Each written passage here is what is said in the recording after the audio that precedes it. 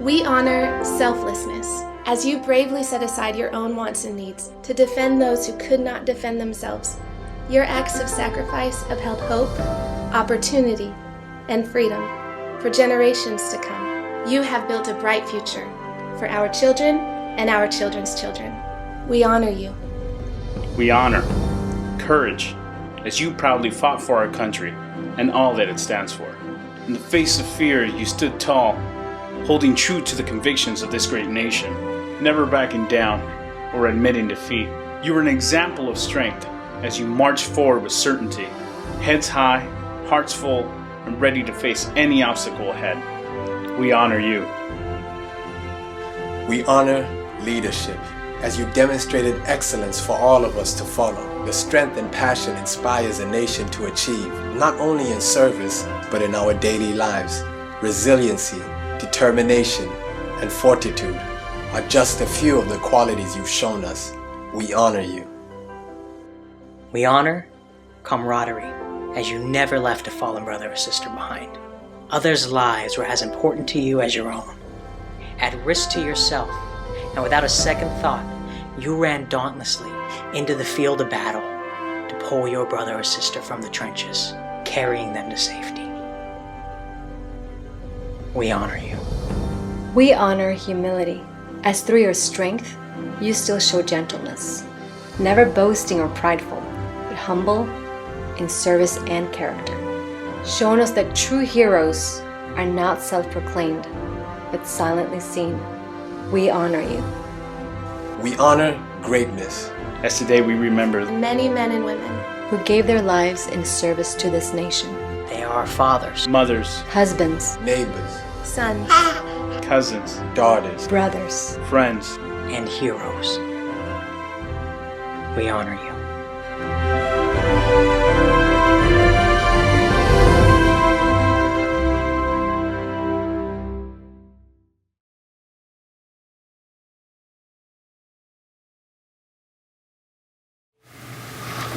Morning. How's everybody doing? Good to see everyone here this morning. You may have noticed I sound a little congested. I have a little bit of a cold today, so if I go into a coughing fit, please excuse me. But today's gonna be a good day, and it's good to be together as God's people, praising His name. Amen. Let me pray for us, and we'll get started this morning. God, thank you so much for today and for another opportunity to praise you for how good you are.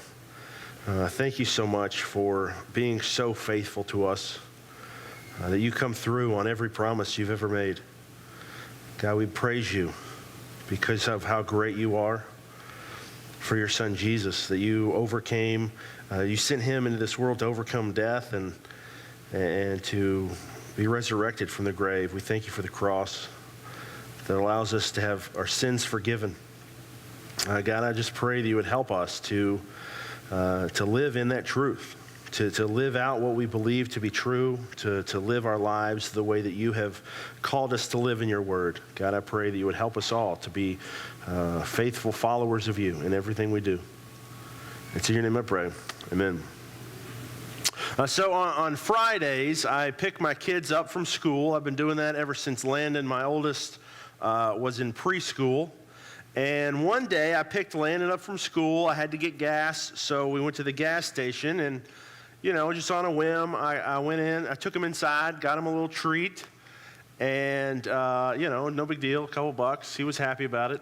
The next week, I picked him up, and he remembered that we had gone to the gas station the week before. So he asked, "Hey, Dad, can we go back to the gas station and get a little treat?" So I was like, all right, that's fine, And so it became this little tradition that we had, that Fridays I'd pick him up from school, take him to the gas station, get a little treat.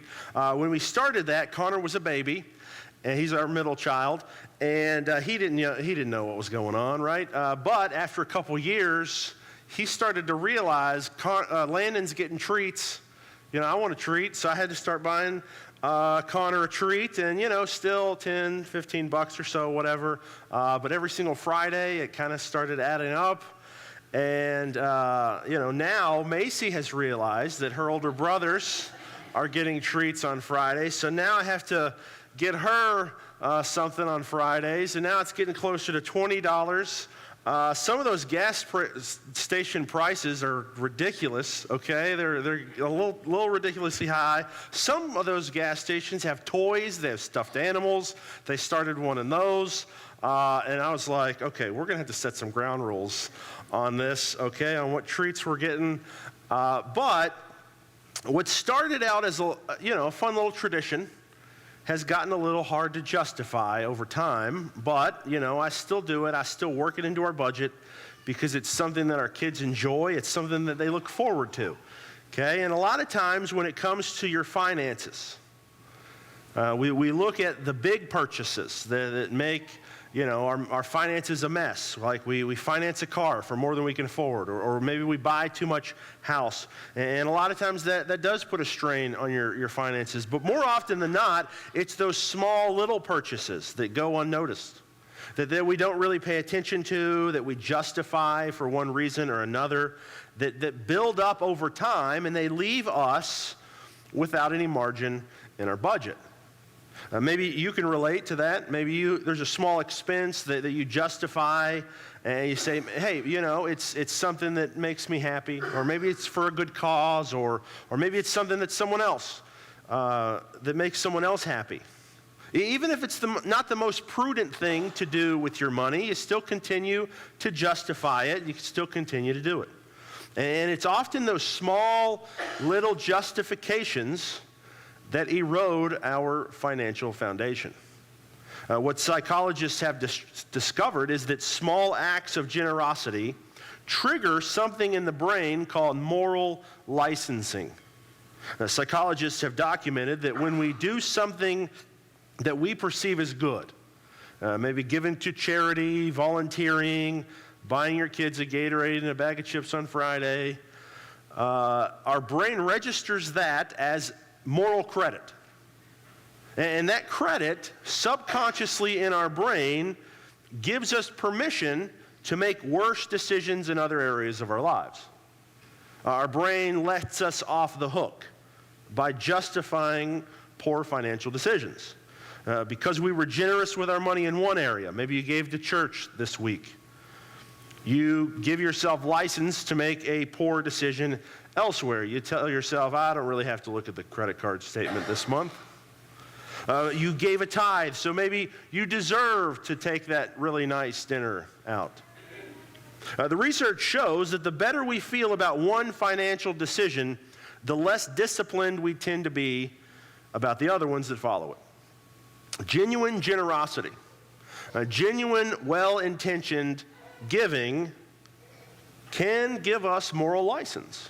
It can function as a pressure valve, releasing just enough tension that we never actually deal with our financial problems. We never actually build the financial foundation that makes more generosity possible.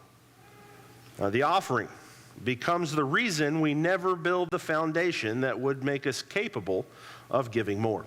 The Bible actually says something very similar to this. At Proverbs 21:5, it says, the plans of the diligent lead surely to abundance, but everyone who is hasty comes only to poverty. A giving that does not include a diligent, worked-through plan is not biblical generosity. A giving that does not come from a firm financial foundation is not biblical generosity, because you will never have an abundance. True biblical generosity only comes out of abundance. Giving without a plan, without a foundation, is just hastiness dressed up as spirituality. It makes you feel good in the moment, but it causes you to justify not doing the hard work of building a financial plan. Diligent planning leads to abundance. Haste comes only to poverty. And that's what I want to talk about this morning. We're in the third week of this sermon series called Room for More. 2 weeks ago, we launched our capital campaign for our church to develop the firm foundation for us to increase in our capacity to give more, to share the gospel more, to make room for more people who are in need of hearing about the hope and the restoration that they have in Jesus. If you haven't been with us over the last couple weeks and you haven't heard about this plan, you can look it over for yourself on our website. It's available in PDF form at lindenchristian.org/RFM. You just need to remember 3 letters, RFM, room for more. You can look over that plan for yourself by going to that website. 2 weeks ago, we talked about how our capital campaign is not asking you to give more money for a short period of time, like most churches' capital campaigns.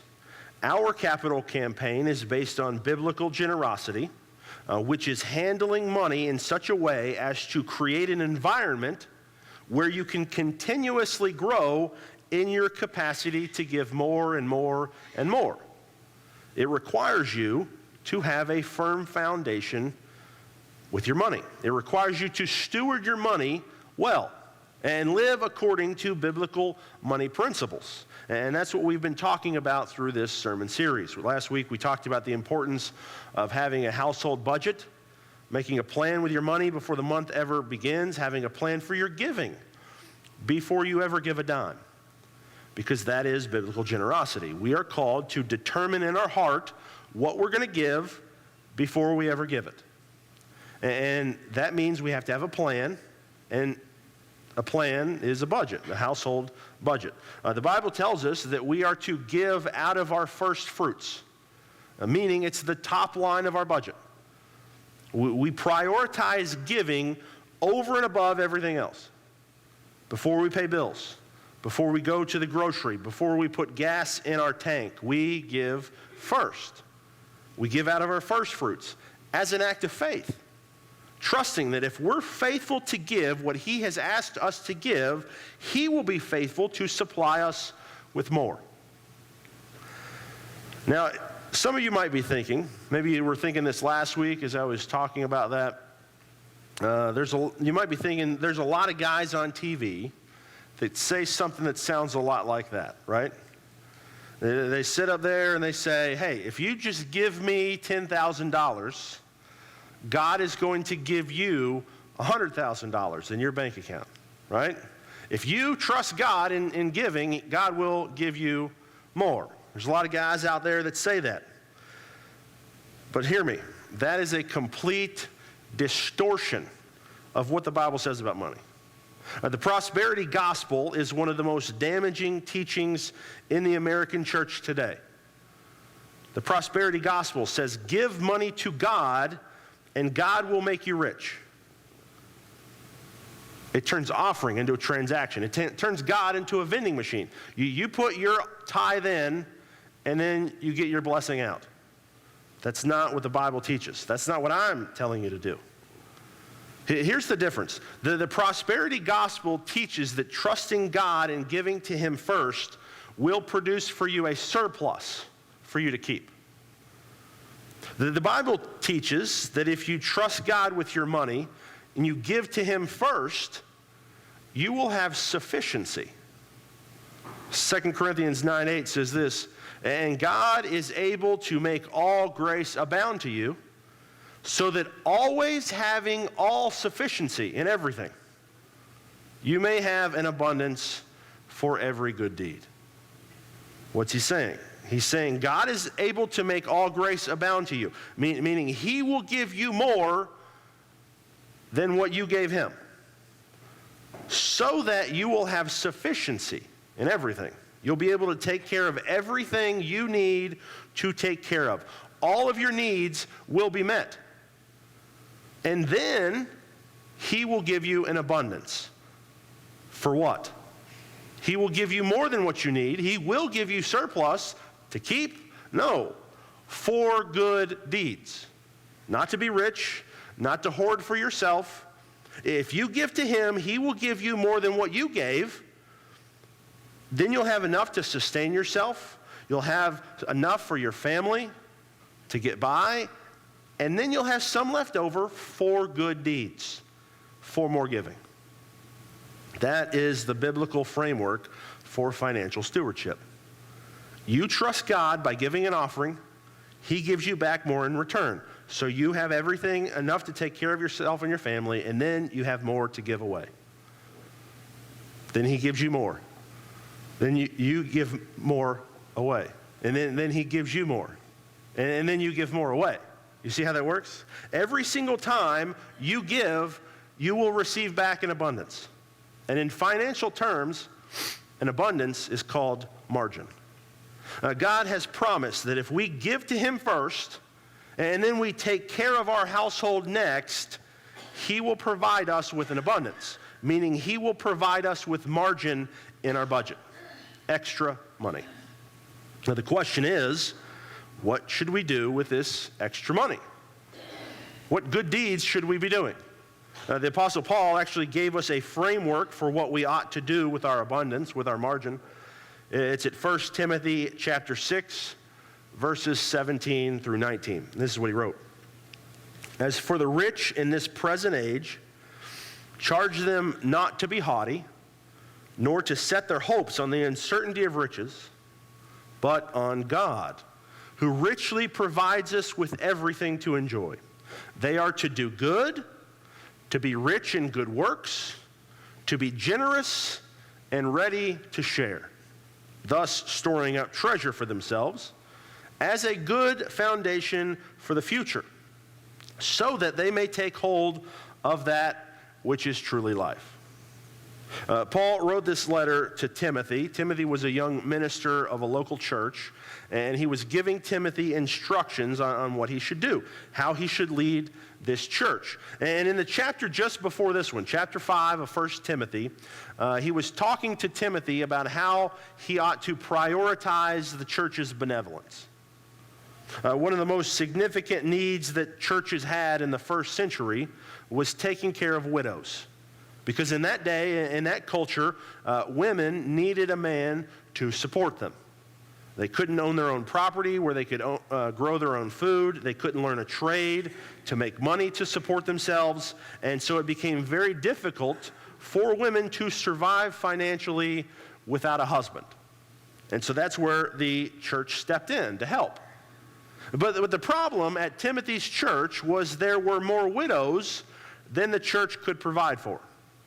The church didn't have enough resources to go around all the widows. And so Paul gave Timothy essentially a flow chart in chapter 5 about which widows to prioritize. Paul told him if there was a widow that was a young woman and she still had the ability to remarry, to marry a husband who could provide for them, that those young widows should remarry. Timothy should encourage them to remarry so that the burden didn't fall on the church. If there were some widows who maybe couldn't remarry, but they had living relatives, maybe they had sons who could provide for them. He told Timothy, encourage the families to take care of those widows so the burden didn't fall on the church.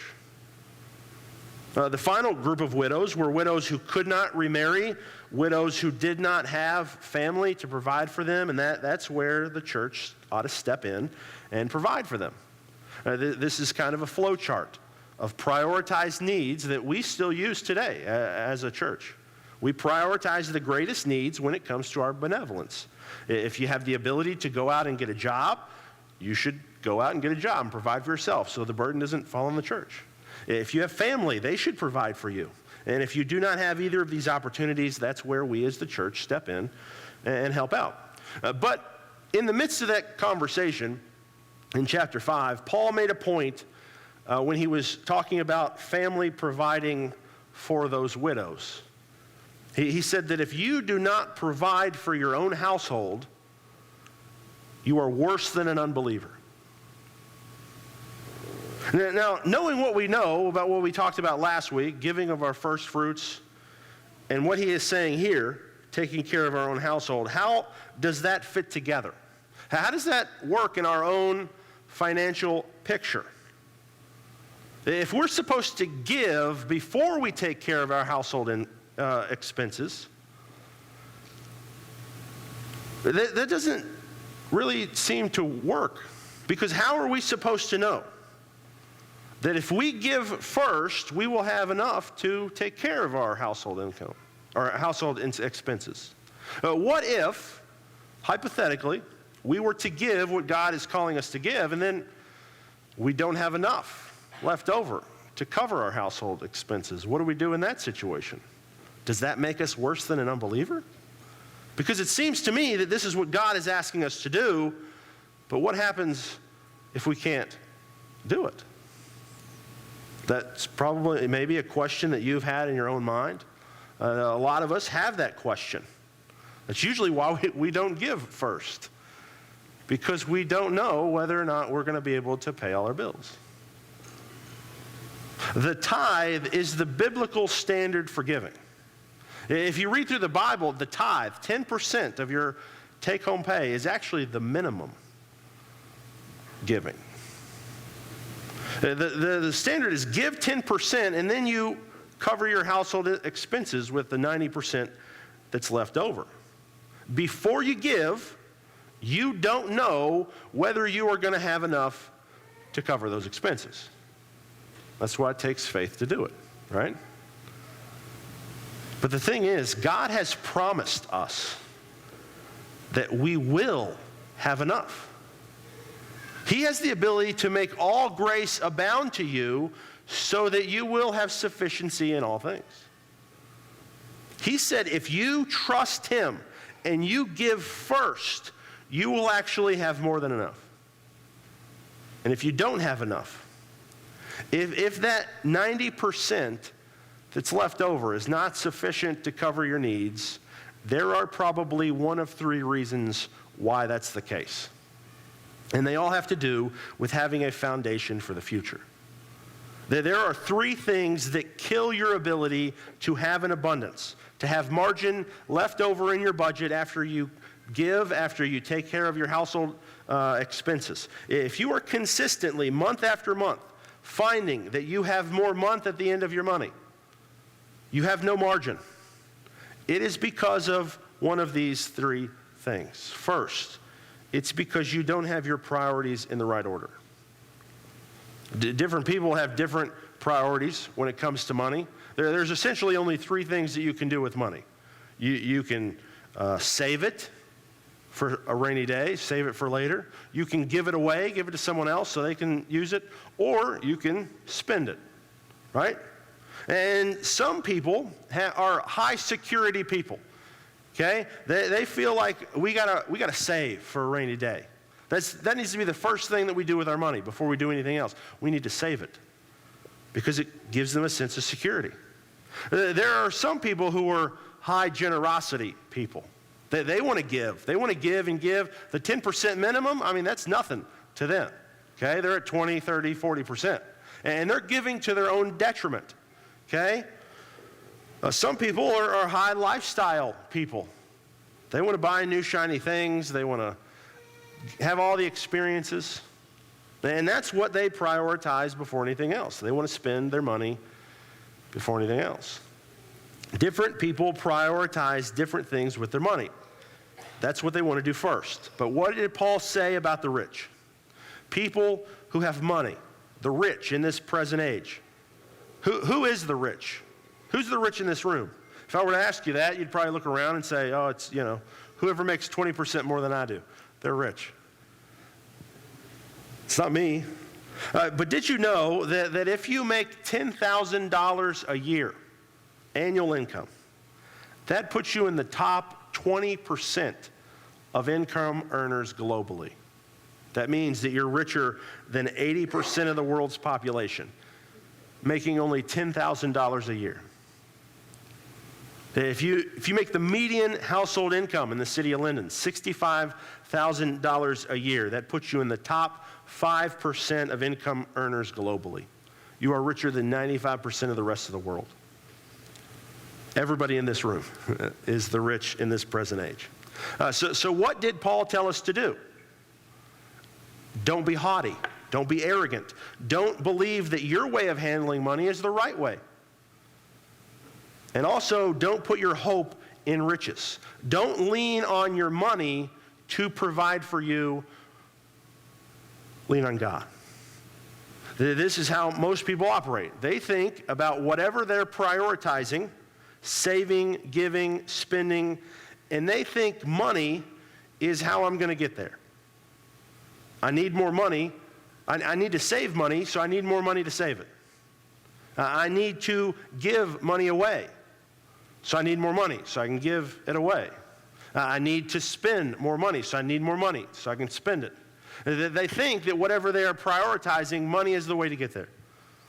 If I have more money, I'll get to where I want to go. Money is not where it comes from. It comes from God. If you handle money God's way, you will have everything you need and then some. And then if you handle that extra money, the margin, God's way, you will have everything you need and then some. And if you don't have margin, it's because you have your priorities wrong. You think your way of handling money is superior. Or maybe you're trying to get what you want from money and not from God. Put your hope in God, handle money His way, and you will have margin. The second reason you might not have margin is because of debt. Romans 13:8 says, owe no one anything. Pretty straightforward, right?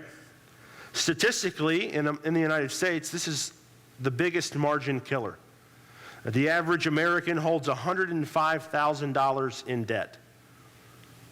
If you take the mortgage out of that, it's $21,000. The average American household carries $9,000 in credit card debt. When all your money is going to payments, you will never have margin in your budget. If you are in debt, you need to pay it off as fast as possible, because as long as you're in debt, you are not going to have any margin in your budget. It'll take all the abundance out of your wallet. Getting out of debt is building a firm foundation, a firm financial foundation that will allow you to give more once you get out of it. The third reason you might not have margin is because you don't have an emergency fund. Proverbs 21:20 says, precious treasure and oil are in a wise man's dwelling, but a foolish man devours it. If you don't have an emergency fund, if you don't have a little bit of your household expenses socked away for an emergency, every single time an emergency happens, it takes all your margin. You pay all your expenses and you say, oh man, I got $500 left. And then what happens? The dryer goes out, so now you got to replace it. You pay all your household expenses, you say, oh man, I got $1,000 left. Then you have a car accident, you got to replace your car, or you got to get it repaired. You will never have margin in your budget if you don't handle these three things first. Get your priorities straight, handle money God's way. Give 10% first before anything, trust Him in that. But don't allow that to give you moral license to be undisciplined in the other 90%. Cover your household income or your household expenses. Build a firm foundation for the future by paying off debt, by building an emergency fund. And when you have all that in place, you will have margin in your budget. And what do we do with the abundance that's left over? We use it for good deeds. To finish up here this morning, let me just go through these four things that Paul said that the rich ought to do with their margin at 1 Timothy 6:17 through 19, what I read earlier. The first thing he said was do good. And this word that he used is actually not a financial term at all. What should the rich do in this world? They should do good. This word is about what you do with your life, not what you do with your money. Before he ever said anything about what to do with money, he addressed what you should be doing with your life. You should be spending your life doing things that are genuinely beneficial to the people around you. If you're rich in this world, you need to do work that is good. You need to set yourself up to have a career, a job, a profession that does good in the world, that adds value to the world, that serves people, helps them in some way, benefits their life in some way. Even if you are retired from a profession like that, you still are to do good in this world. You still ought to do work that is good in this world. And that can be anything that God has called you to do, as so long as it provides a service, is beneficial to someone's life. If you have margin in your budget, you should ask yourself, how can I use this extra money to help me do good? That might mean taking a class. It might mean using that margin to go to college or to get a certificate or to get some sort of training or maybe to invest in a business. Whatever it looks like for you to work doing good in this world, use that extra margin to help you do that. And what happens is, the more value that you add to the world, the more you serve people, the more you benefit people's lives, the more you do good, the more you contribute to society, the more money you'll make. The more money you make, the more margin you will have, so you can do more good deeds. The next thing he said was to be rich in good works. Now, at first glance, that's like, what's the difference? Do good, be rich in good works. Well, the word he used in this phrase carries the sense of beauty, excellence, noble. What he's describing is spectacular giving. Big, visible generosity that's noticeable. It's giving that makes people stop and take notice. It doesn't have to be public. No one has to know that you gave it, but it's big. It's spectacular. When you have margin in your budget and you have this firm foundation in your finances, you have the capacity to do spectacular giving.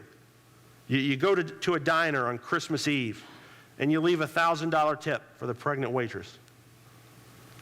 You buy a car for the dad who's riding his bike to work to try to support his family. You buy your preacher season tickets to U of L football. You know, something very big and generous. Spectacular giving. But then he says, be generous. This is sustained giving. It's consistent, it's regular, it's rhythmic giving, it's premeditated. It's just like your first fruits giving. But again, all of this giving that he's describing here is above and beyond your first fruits giving. Maybe you have a cause you want to give to, or a charity or a foundation. It's sustained giving beyond your first fruits giving. You give out of your first fruits, the first 10%. Then you take care of your household, and then whatever margin you have, you use it to do good in this world. You use it to give spectacularly. You use it to do some sustained giving. But then you're also ready to share. Your giving should also be spontaneous. You should be ready to share at any moment. If someone needs $20, you just pull out your wallet and hand it to them. You go to dinner with someone, oh man, I forgot my wallet. Don't worry about it, I'll take care of it. You see someone on the side of the road, stranded. I'll buy you a tank of gas. You go to a gala and they're asking for donations, so you just write a check, don't even think about it. That is being ready to share. That's spontaneous giving. That is the vision. That's the financial place that we as God's people want to get to. I mean, just imagine for a second, if this church was full of people who had margin in their budget. They had the capacity for spectacular, sustained, and spontaneous giving. Think about all the good that we could do in this world.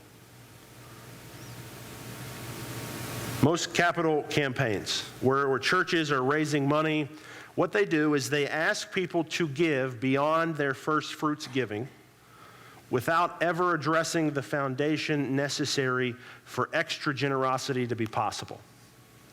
They never address what the Bible actually says will produce margin in your budget so that you can actually give more. Trust God in His way of prioritizing your finances. Give 10% first. Some of us need to work toward that goal. We haven't even gotten that far. We aren't even trusting God with our first fruits giving, and we're wondering why we don't have any margin in our budget. Take care of your household. Some of us need to work toward that goal.